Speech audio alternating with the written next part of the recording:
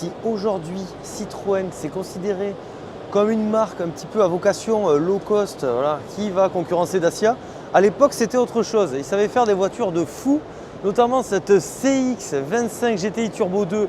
Ça, c'est une voiture vraiment de l'espace. Regardez le petit T là, de turbo, le T qu'on va retrouver ici. Ils étaient fiers d'avoir des turbos.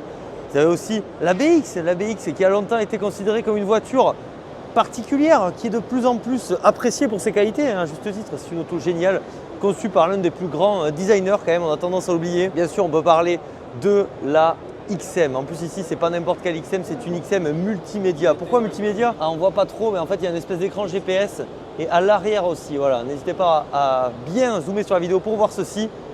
Voilà, cette voiture. Regardez-moi ces fessiers là de ces Citroën magnifiques.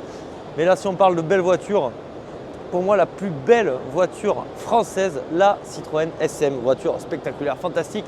Je n'ai pas assez de superlatifs pour parler de cette voiture. Sinon, il y a une autre voiture un petit peu moins jolie, mais diablement efficace, à savoir la Citroën Xantia. Ici, c'est une Activa. L'Activa, c'est tout simplement la voiture qui a la meilleure tenue de route au monde. Voilà. Derrière, on va avoir une Citroën C5, la dernière véritable Citroën à avoir la fameuse suspension maison. On a aussi la C6, voiture magnifique, la dernière vraie grande berline Citroën. Et puis cette petite Citroën GS que j'ai eu la chance d'essayer.